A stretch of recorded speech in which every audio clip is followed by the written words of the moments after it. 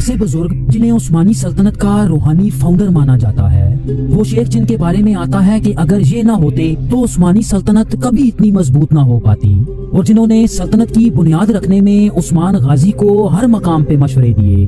Viewers, آج ہم سلطنت عثمانیہ کے روحانی استاد شیخ ادب علی کی فیملی ٹری کی بات کریں گے۔ شیخ ادب علی کے آباء و اجداد کون تھے اور ان کا شجرہ کس نبی سے چلتا ہے؟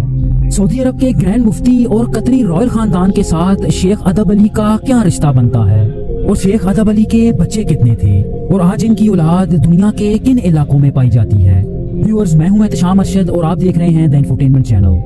ویورز، اس فیملی ٹری کو سمجھنے کے لیے ہمیں تمام انسانوں کے جد امجد حضرت آدم علیہ السلام پہ جانا پڑے گا، جن کی بیوی حضرت حوا علیہ السلام تھی۔ حضرت آدم اور حضرت حوا علیہ السلام کے کل 120 بچے پیدا ہوئے، جن میں سب سے اہم ان کے 3 بیٹے تھے، جن کے نام قابیل، حابیل اور شیش تھا۔ کہا جاتا ہے کہ کئی واقعات ایسے ہوئے کہ جن کی وجہ سے قابیل اپنے چھوٹے بھائی حابیل سے حسد کرنے لگا، اور یہ حسد اتنا بڑھ گیا کہ اس نے اپنے بھائی کی جان ہی لے لی، جو انسانی تاریخ کا سب سے پہلا قتل سمجھا جاتا ہے۔ اس قتل کے بعد قابیل حضرت آدم علیہ السلام کے خاندان سے دور یمن کی طرف ہجرت کر گیا۔ جہاں تک اسلامی نسل کی بات ہے تو وہ حضرت آدم علیہ السلام کے سب سے چھوٹے بیٹے حضرت شیش علیہ السلام سے چلتی ہے، جو حضرت آدم علیہ السلام کے بعد ان کے جانشین اور اللہ کے دوسرے نبی تھے۔ شیخ ادب علی کے شجرے میں حضرت شیش علیہ السلام سے 4 نسلیں آگے اللہ کے تیسرے نبی حضرت ادریس علیہ السلام آتے ہیں۔ اسلامی تفاسیر کے مطابق حضرت ادریس علیہ السلام نے دنیا کا سب سے پہلا قلم ایجاد کیا۔ اس کے ساتھ ساتھ آپ ستاروں کی حرکت، وزن اور پیمائش کرنے والے بھی پہلے انسان تھے۔ حضرت ادریس علیہ السلام سے 2 نسلیں آگے آدم ثانی حضرت نوح علیہ السلام آتے ہیں۔ ویورز، حضرت نوح علیہ السلام اللہ کے اہم ترین پیغمبروں میں سے ایک تو تھے ہی، لیکن انسانی نسل یا شجروں کے لیے بھی انتہائی اہمیت کے حامل ہیں۔ ان کے دور میں انسانی نسل اللہ کو مکمل طور پہ بھول چکی تھی، تو اللہ نے ایک عظیم سیلاب کے ذریعے اس پوری قوم کو فنا کر دیا۔ حضرت نوح علیہ السلام اپنی بنائی کشتی میں چند جانوروں اور انسانوں کے ایک گروپ کے ساتھ اس عذاب سے بچ نکلے تھے۔ ویورز، قرآن کی سورۃ الشعراء کی آیت نمبر 119 اور 120 میں آتا ہے کہ حضرت نوح علیہ السلام اور ان کے چند ساتھیوں کے علاوہ دنیا کے تمام انسان اس سیلاب میں ڈوب گئے تھے۔ یہی وجہ ہے کہ حضرت نوح علیہ السلام کو آدم ثانی بھی کہا جاتا ہے، کیونکہ ان سے انسانی نسل کا ایک طرح سے دوبارہ جنم ہوا۔ سیلاب کے بعد حضرت نوح علیہ السلام نے اپنے بچ آنے والے 3 بیٹوں کو دنیا کے مختلف حصوں میں بھیجا۔ ان میں سام کو ایشیا، ہم کو افریقہ اور یافیس کو سینٹرل ایشیا اور یورپ کے علاقوں میں بھیجا گیا۔ جہاں تک شیخ ادب علی کی بات ہے تو چونکہ وہ عرب تھے تو ان کا شجرہ سام بن نوح سے چلتا ہے، جنہیں دنیا میں آنے والے تمام عربوں کا جد امجد مانا جاتا ہے۔ اگر سام بن نوح کی اولاد کی بات کی جائے تو ان کے 2 اہم بیٹے تھے، جن کے نام ارفخشد اور ارم تھا۔ ان میں ارم کی نسل میں اللہ کے نبی حضرت صالح علیہ السلام آتے ہیں، جنہیں اللہ نے قوم سمود کی طرف نبی بنا کے بھیجا۔ ویورز، یہ وہ قوم تھی کہ جسے اللہ نے زلزلے کے ایک عذاب سے غرق کیا تھا۔ شیخ ادب علی کا شجرہ سام بن نوح کے دوسرے اور سب سے اہم بیٹے ارفخشد سے چلتا ہے، جنہوں نے تقریباً 438 سال کی عمر پائی۔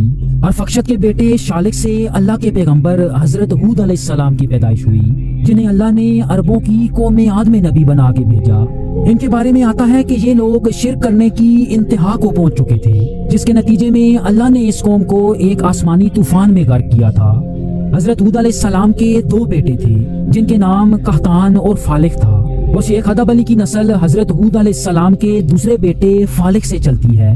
اگر ان سے 4 نسلیں آگے آئیں تو ابو الانبیاء حضرت ابراہیم علیہ السلام آتے ہیں، جو اللہ کے انتہائی برگزیدہ اور دوسرے اولو العزم پیغمبر تھے۔ ان کی سب سے خاص بات یہ ہے کہ یہ عربوں اور اسرائیلیوں دونوں کے مشترکہ جد امجد مانے جاتے ہیں۔ اگر آپ کی اولاد کی بات کی جائے تو آپ علیہ السلام کے 2 اہم بیٹے تھے، جن کے نام حضرت اسماعیل اور حضرت اسحاق علیہ السلام تھا۔ ویورز، حضرت ابراہیم علیہ السلام نے اپنے ان دونوں بیٹوں کے ساتھ 2 طرح کی ہجرتیں کی۔ آپ علیہ السلام اپنے چھوٹے بیٹے حضرت اسحاق علیہ السلام اور ان کی والدہ حضرت سارہ کو موجودہ فلسطین کے علاقے میں لے گئے، جہاں رہتے ہوئے حضرت اسحاق علیہ السلام کی نسل سے بنی اسرائیل کے 12 قبیلوں کا جنم ہوا۔ ان 12 قبیلوں کی نسل میں اللہ نے بے پناہ انبیاء بھیجے، جیسا کہ آپ اسکرین پہ دیکھ سکتے ہیں۔ اسی طرح حضرت ابراہیم علیہ السلام اپنے بڑے بیٹے حضرت اسماعیل علیہ السلام اور ان کی والدہ حضرت ہاجرہ کو عرب میں مکہ کے علاقے میں لے آئے۔ یہی وجہ ہے کہ انہیں بنی اسماعیل یعنی عربوں کا جد امجد مانا جاتا ہے۔ چونکہ شیخ ادب علی کا شجرہ حضرت اسماعیل علیہ السلام سے چلتا ہے تو آج ہم ان کی لڑی کی بات کریں گے۔ حضرت اسماعیل علیہ السلام سے چند نسلیں آگے حضرت عدنان آتے ہیں، جنہیں تمام اسماعیلی عربوں کا جد امجد مانا جاتا ہے۔ آپ شیخ ادب علی کے جد ہونے کے ساتھ ساتھ 21ویں پشت میں نبی آخر الزماں حضرت محمد صلی اللہ علیہ وآلہ وسلم کے بھی جد امجد تھے۔ حضرت عدنان کے بعد اس شجرے میں ماد، نزار، مدر اور پھر الیاس آتے ہیں۔ کہا جاتا ہے کہ الیاس بن مدر دین ابراہیمی کے سچے پیروکار تھے اور آپ صلی اللہ علیہ وآلہ وسلم کی ولادت سے پہلے واحد عرب سردار تھے جنہوں نے مکہ سے بت پرستی کا خاتمہ کیا۔ الیاس بن مدر کے 3 بیٹے تھے۔ ان کے بڑے بیٹے مدرکہ کی نسل سے عربوں کا سب سے بڑا قبیلہ قریش وجود میں آیا، جو پھر مزید کئی چھوٹے چھوٹے قبیلوں میں تقسیم ہوا۔ قریش قبیلے کی ایک شاخ بنو ہاشم سے نبی آخر الزماں حضرت محمد صلی اللہ علیہ وآلہ وسلم کا تعلق تھا۔ بنو ہاشم سے ہی آپ صلی اللہ علیہ وآلہ وسلم کے کزن اور داماد حضرت علی رضی اللہ تعالیٰ عنہ بھی تعلق رکھتے تھے۔ اسی طرح قریش کے بنو تیم قبیلے میں حضرت ابو بکر صدیق رضی اللہ تعالیٰ عنہ، بنو عدی میں حضرت عمر فاروق رضی اللہ تعالیٰ عنہ اور بنو امیہ میں حضرت عثمان غنی رضی اللہ تعالیٰ عنہ کا جنم ہوا۔ جہاں تک شیخ ادب علی کی بات ہے تو ان کا شجرہ الیاس بن مدر کے چھوٹے بیٹے عمر بن الیاس سے چلتا ہے، جن کے بعد اس شجرے میں عد، مر اور تمیم بن مر آتے ہیں، جو عربوں کے سب سے بڑے سرداروں میں سے ایک ہونے کے ساتھ ساتھ بنو تمیم کے بانی بھی تھے، جو قبیلہ قریش کی طرح عربوں کا ایک دوسرا بڑا قبیلہ سمجھا جاتا ہے۔ تاریخ دان لکھتے ہیں کہ تمیم ابن مر نے حضرت عیسیٰ علیہ السلام کا دور دیکھا اور اپنی عمر کے آخری ایام میں حضرت عیسیٰ علیہ السلام سے ملاقات بھی کی اور ان پہ ایمان لے آئے۔ ویورز، بنو تمیم کے بارے میں آپ صلی اللہ علیہ وآلہ وسلم نے فرمایا کہ میری امت کے یہ لوگ دجال کے خلاف سخت ترین لوگ ہوں گے۔ چنانچہ بنو تمیم پہ آ کے یہ شجرہ اور بھی زیادہ دلچسپ ہو جاتا ہے۔ وہ کچھ ایسے کہ یہ قبیلہ 3 بڑی شاخوں میں تقسیم ہوا۔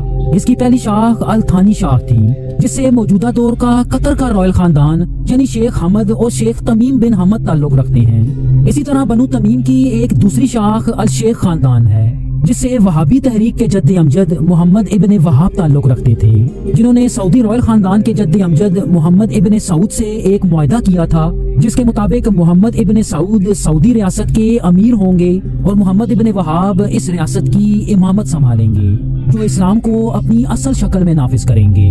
ویورز، اسی معاہدے کی بدولت آج سعودی عرب میں آنے والے تمام گرینڈ مفتی الشیخ خاندان اور محمد ابن وہاب کی اولاد سے ہوتے ہیں، جیسا کہ ان کے موجودہ مفتی شیخ عبدالعزیز بھی اسی خاندان سے تعلق رکھتے ہیں۔ جہاں تک شیخ ادب علی کی بات ہے تو ان کا تعلق بنو تمیم کی ایک اور شاخ الخطر سے تھا۔ ویورز، الخطر خاندان کے لوگ آج بھی موجودہ سعودی عرب، قطر اور بحرین میں پائے جاتے ہیں۔ الخطر خاندان میں شیخ ادب علی کے جد امجد آناک التمیمی تھے، جو شیخ ادب علی کے دادا تھے۔ ان کے بارے میں تاریخ میں کچھ زیادہ نہیں ملتا، لیکن یہ ضرور آتا ہے کہ آپ ایک انتہائی دیندار اور علمی شخصیت تھے۔ آپ اس خاندان میں سب سے پہلے شخص تھے جنہوں نے عرب سے اناطولیہ کے بیچوں بیچ کرش شہر میں ہجرت کی، جو اس وقت سلجوقی رومی سلطنت کے زیر کنٹرول تھا۔ چنانچہ اسی شہر کی وجہ سے انہیں آناک الکرشہری بھی کہا جانے لگا۔ کرش شہر میں رہتے ہوئے آناک کے ایک بیٹے ابراہیم التمیمی پیدا ہوئے، جو شیخ ادب علی کے والد تھے۔ آپ اپنی ذات میں ایک قابل ذکر شخصیت تھے اور سلجوق دور کے مشہور ترین صوفی بزرگ صدر الدین القناوی اور مولانا روم کے ہم اثر مانے جاتے تھے۔ اگر ان کی اولاد کی بات کی جائے تو ان کے 2 اہم بیٹے تھے۔ ان کے بڑے بیٹے کا نام شمس الدین التمیمی تھا، جو اپنے والد کی طرح ایک مشہور صوفی بزرگ اور شیخ ادب علی کی شخصیت پہ بہت گہرا اثر و رسوخ رکھتے تھے۔ ابراہیم التمیمی کے سب سے اہم بیٹے عماد الدین مصطفیٰ بن ابراہیم بن ایناک الکرشہری تھے، جنہیں شیخ ادب علی کے نام سے جانا جاتا ہے۔ ویورز، ابن عربی کے بعد آپ وہ واحد صوفی بزرگ ہیں جنہوں نے عثمانی سلطنت کی بنیاد رکھنے میں انتہائی اہم کردار ادا کیا۔ اپنے والد کی طرح آپ پر بھی مولانا رومی کا بہت گہرا اثر و رسوخ نظر آتا ہے۔ کہا جاتا ہے کہ انہوں نے عثمانی سلطنت کی بنیاد رکھنے میں عثمان غازی کو ہر مقام پہ مشورے دیے اور عثمانی سلطنت کی پالیسیز کو اسلام کے عین مطابق تشکیل دیا۔ انہی مشوروں کی بنیاد پر شیخ ادب علی کو عثمانی سلطنت کا روحانی فاؤنڈر مانا جاتا ہے۔ عثمانی سلطنت کے قیام کے بعد انہیں سلطنت کا پہلا قاضی اور مفتی مقرر کیا گیا۔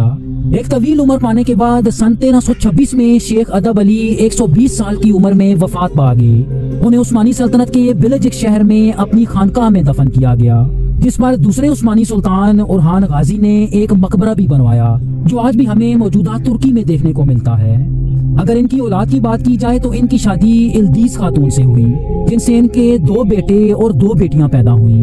ان کے بچوں میں سب سے اہم ان کی بیٹی رابعہ بالا خاتون تھی، جن کی شادی عثمان غازی سے ہوئی۔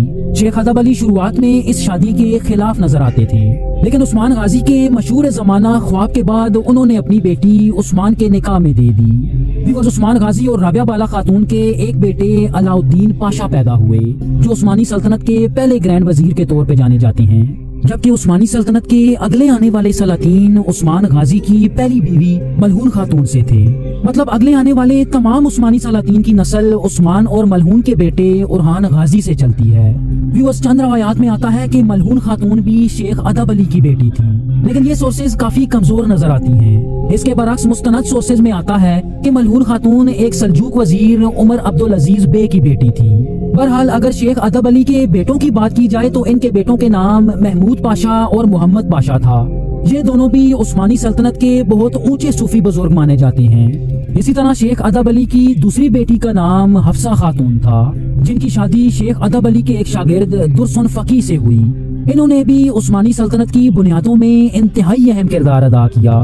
وہ شیخ ادب علی کی وفات کے بعد عثمانیوں کے دوسرے گرینڈ مفتی اور قاضی کے عہدے پہ فائز ہوئے۔ شیخ ادب علی کی نسل سے آخری مشہور شخصیت ان کے بیٹے محمود پاشا کی نسل سے تھے، جن کا نام سلیمان سلبی تھا، جو 14ویں صدی عیسوی کے مشہور صوفی شاعر مانے جاتے ہیں۔ اگر موجودہ دور کی بات کی جائے تو شیخ ادب علی کی نسل ان کے دونوں بیٹوں کی نسل سے آج بھی ترکی کے کئی شہروں میں پائی جاتی ہے۔ ان شہروں میں خاص طور پہ بلجک، عثمان علی اور کر شہر کے علاقے سر فہرست ہیں۔ کہا جاتا ہے کہ ان علاقوں میں پائے جانے والے بیشتر صوفی بزرگ شیخ ادب علی کی نسل سے ہیں۔ کیا شیخ ادب علی اور ابن عربی کے درمیان کوئی تعلق تھا؟ ابن عربی کا مکمل شجرہ نسب دیکھنے کے لیے اسکرین پہ دی گئی ویڈیو ضرور دیکھیے گا۔ تھینک یو سو مچ۔ اللہ حافظ۔